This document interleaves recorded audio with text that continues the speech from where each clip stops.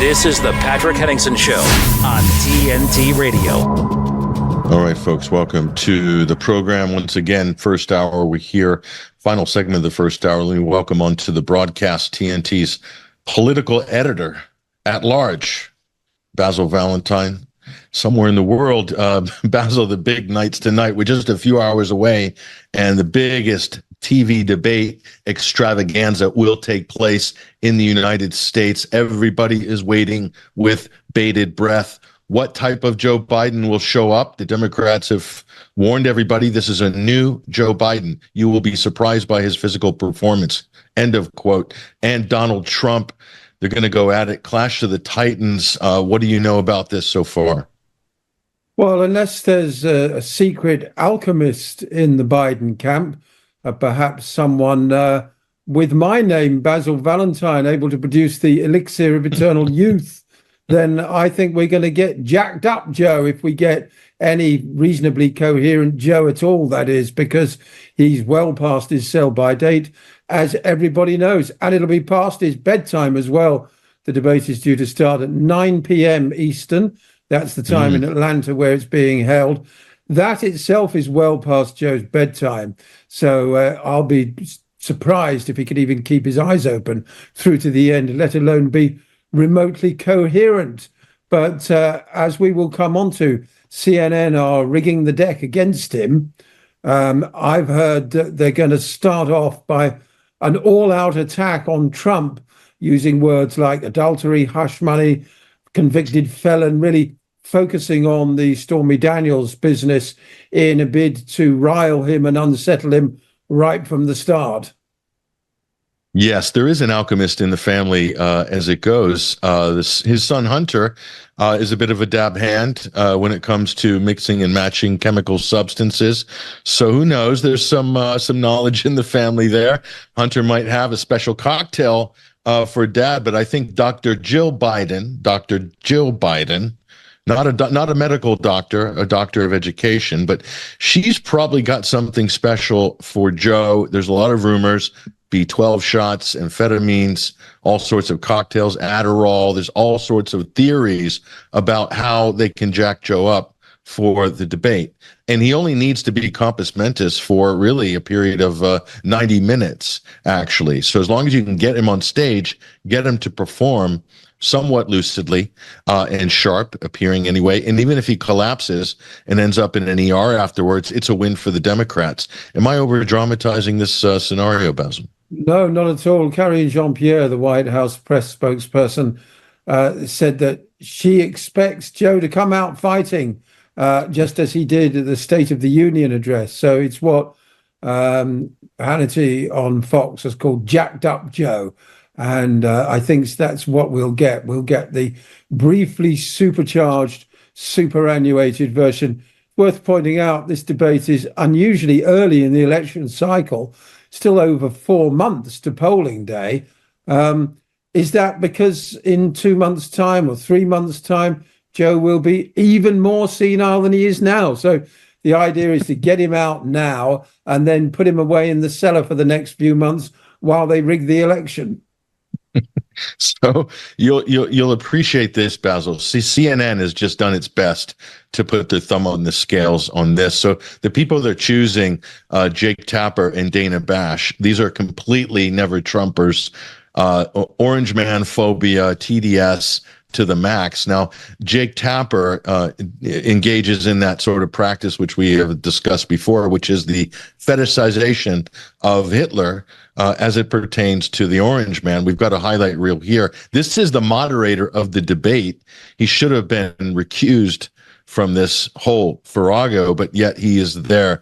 He's going to be running this thing. Let's go ahead and roll. This is Jake Tapper and his highlight reel before this debate.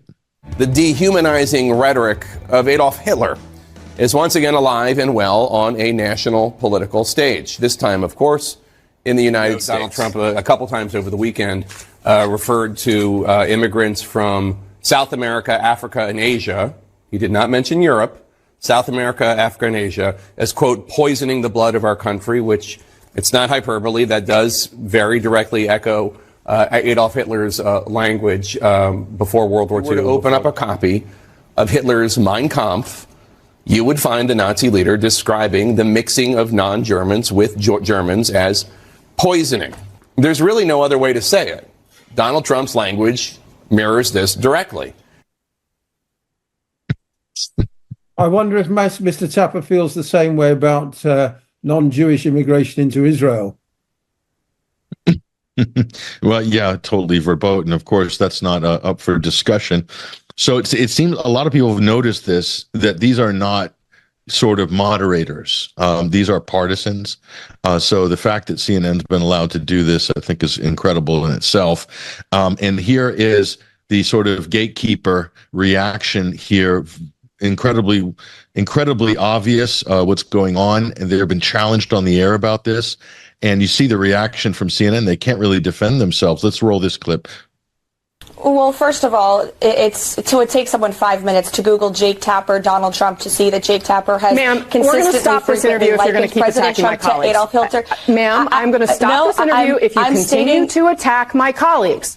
I would like to talk about Joe Biden and Donald Trump, who you work for. Yes. If you are here to speak on his behalf, I am willing to have this conversation. I am stating facts that your colleagues have stated in the past. Okay, now, I'm sorry, guys. We're going to come back out to the panel. Caroline, thank you very much for your time. You are welcome to come back. Unbelievable. So that's the media there, Basil. I thought the United States was supposed to believe in freedom of speech. We don't do that on TNT, do we? We let people speak their minds. What a difference, Patrick. So that's not the worst part of it. The worst part is they're going to be micromanaging who can be heard through the microphone and who can't. Now, I wanted to try to sort of, I don't know if we have this clip ready or not, but yeah, producer. Okay, it'll be here in a minute. I'll give you, we'll have that up on the air shortly, Basil. But imagine this, that giving CNN the power of controlling who can be heard and who can't, which speaker can be heard and who can't. Now, this is going to be a huge advantage to Biden because Trump likes to, interject and impose his will on a live debate. And that's one of the great things about debates, isn't it? That it's a little bit rough around the edges, and it really is a test to see who can handle himself, Basil, don't you think? Absolutely. Cut and thrust is what people are looking for. They want some drama. They want some theater. I mean, the pair of them are about 160 years old between the two of them. If they can't joust a little now, when can they?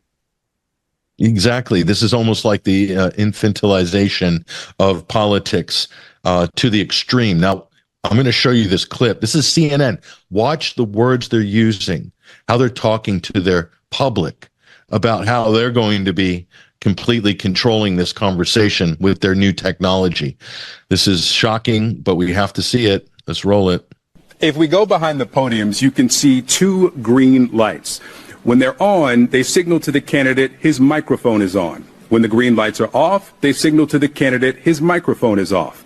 Now I want to give you a sense of what it will look like for viewers at home if a candidate whose microphone is off interrupts a candidate whose microphone is on. So I'm standing at one podium, and I'll ask Phil to come in and take the other podium. And so let's say I'm answering a question. My light is green, and I'm speaking. Phil's microphone is off, and his green lights are not illuminated. He's going to interrupt me as I'm speaking, and this is what it will sound like. My volume remains constant, while Phil's interruption can be difficult to understand. Let's try the opposite. My microphone is now on. Victor's microphone is off, and he's going to interrupt me. My volume remains constant, while Victor's interruption can be difficult to understand. CNN's production team has shared this demonstration with the campaigns earlier today, and we're sharing it with you, our viewers, so everyone fully understands how tomorrow night will work. Now, we should note, by agreeing to participate in this debate, both campaigns and candidates have also agreed to abide by these rules. The CNN presidential debate airs live tomorrow night at 9 p.m. Eastern. You know what this reminds me of, Basil, is when you go onto an airline and they do the safety mask and the oxygen mask demonstration. They have these really cheesy, childish videos so that everybody kind of is slow or whatever can follow it and understands. I mean, they're really treating the public like they're absolute morons, but maybe a lot of the CNN viewership might be. But what did you think of that one? Well, I mean, CNN probably delighted that they've still got enough clout to get one of only 2 debates, really, because nobody watches it. And you would think with this opportunity to showcase their channel once again that they would do a better job than this. It seems they don't actually want a debate at all. They just want a series of set speeches. It's absolutely pointless, if you ask me. I mean, the whole exercise is illustrative of the circus that American politics has been for some time, if you ask me. This is the 3rd election in a row where the vast majority of voters are dissatisfied with the candidates from the 2 main parties. Where are the other candidates? Where's RFK? Where's Jill Stein? Where's Cornel West? We'd have a much, much livelier program if they were included. But as is the case in the UK, the major networks, one of their main function is to simply sheepdog everybody into this ridiculous duopoly. Now, I've no doubt that Trump and Biden will find plenty to disagree about tonight, but on all sorts of other things, notably the genocide in Gaza, they're in complete agreement. So, the whole thing is a bit of a charade in the final analysis. I think Trump is likely to win, if only because he's more coherent than Biden. If Biden gets away without making any major gaffes, that will be interpreted as a win, no doubt. And the general thrust of the thing will be aimed at Trump's character. Biden can't run on his record. He hasn't got one. So instead, it's going to be just vilify Donald as much as we can. The thing that I've got a problem with this, Basil, is that they've never had a presidential debate before this early between the two. There should be the nominees. Normally, you go to the convention in the summer, and then it's officially rubber stamped at the DNC, RNC conventions, and then the debates begin. We're in the end of June here. They have no business doing a presidential debate at this point in the election cycle. So I'm a little bit confused and wondering why they're breaking protocol. It's been time immemorial. This is how we do it in America. They've changed everything. There's a lot of changes going on. Go ahead. Yep. One argument is that 3 months down the line, Biden would have deteriorated further. So, get it done now. We don't know who the vice presidential candidates are. We assume it's going to be Kamala Harris, but the Democrats are keeping that hidden because they know a vote for Biden is likely to mean a vote for Kamala down the line because he can't last another 4 years, surely. We don't know who Trump's VP is. What about the vice presidential debates? I agree. It's ridiculously early in the cycle. Everybody will have forgotten what happened tonight come November. Everybody's likely to have forgotten what happens tonight in a couple of weeks' time. It's really just an exercise in ratings for CNN. Yeah, I think it's going to be interesting as well, what comes after this. So there's definitely some strategy at play here. And if CNN doesn't play their cards right on this, they're really going to get accused of, election rigging, election interference. They have no business. I mean, I remember when the League of Women Voters used to organize these. Right. Basil, and that was a fair, neutral organization. But these networks are absolutely partisan. I'll throw Fox News in there as well. They're just as partisan for the right as CNN is for the left. But I would think the only ones I would really accept in this case, Basil, would be PBS. Maybe NPR is out of the question. It's completely woke, partisan organization. Maybe PBS, League of Women Voters, possible other neutral organization, and that's it. These networks have no business running these circuses. Well, they're not even allowing reporters in the studio. Reporters are in a building over the road watching a live feed. That's apparently in case of a medical emergency affecting either of the two candidates, and which has led some to speculate that somebody's planning some kind of hit on Donald Trump, and the Democrats will then have total control of the footage. That's how crazy things have got, Patrick.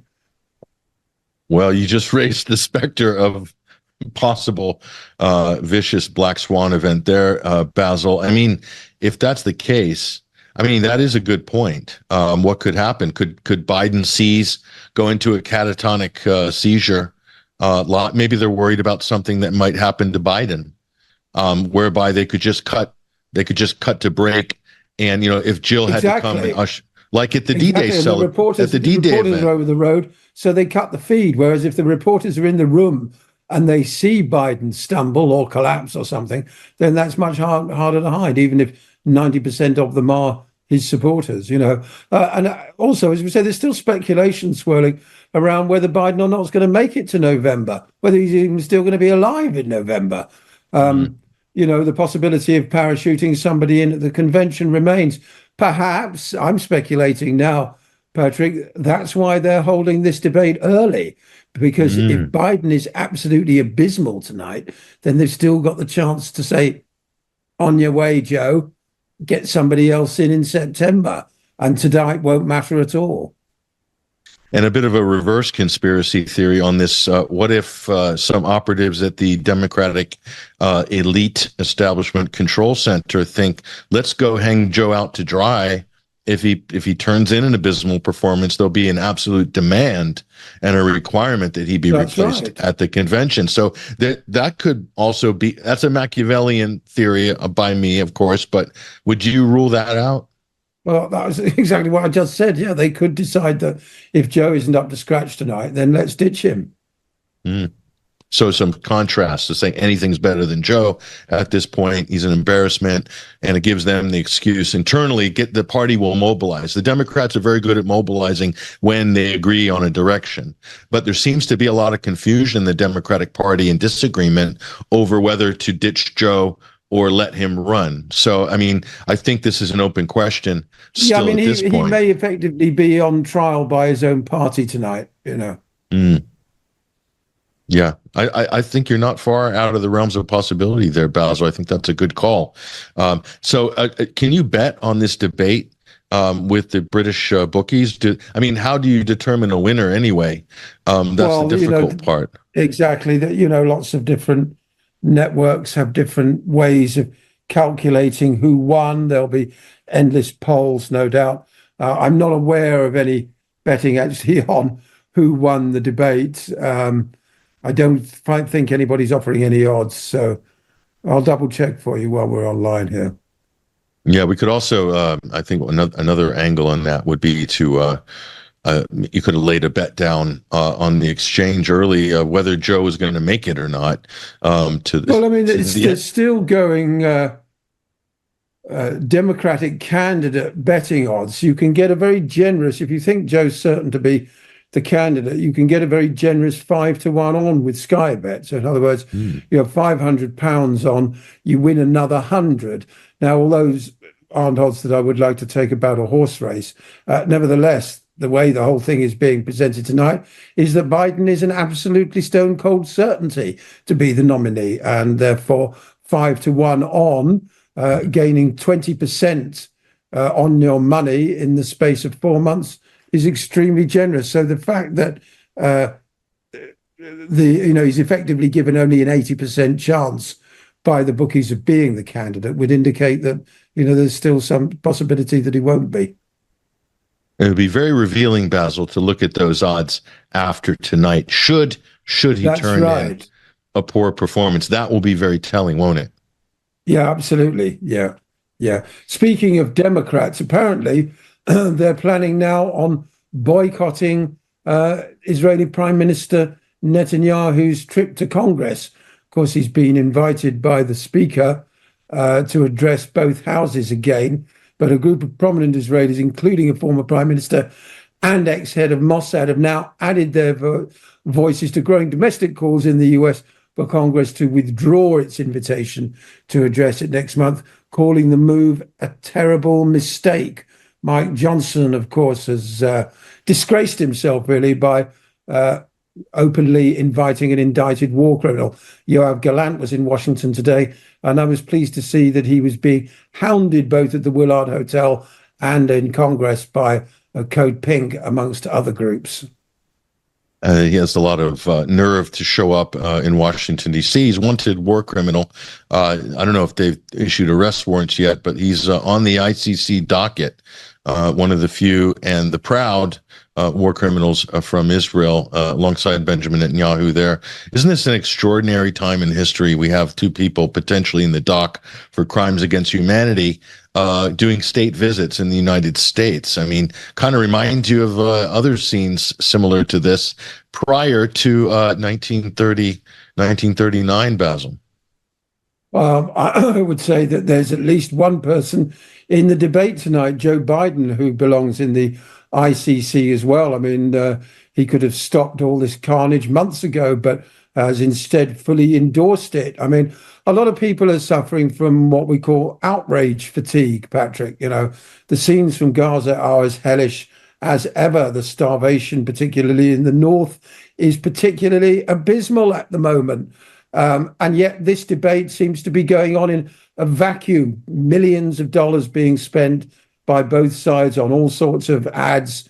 People wonder, how did we allow the atrocities of the Second World War to take place? Why did nobody speak out? Well, we know why, because we've got it replaying again in front of our eyes. We've got the worst seas in my lifetime, the most abysmal human suffering imaginable. And yet, CNN and the two main parties in the United States all carrying on as if everything in the garden is lovely. It's absolutely extraordinary. It is. We live in incredible times. Basil Valentine, TNT's political editor. Much appreciated. Thank you for joining us. Thank you, Patrick. There it is, folks. More top-rate analysis. That's what we're delivering on this show. Thank you, Basil Valentine, and also Chris Williamson. Top of the hour news headlines coming up. We got a lot more on the other side. Stay with us here at TNT.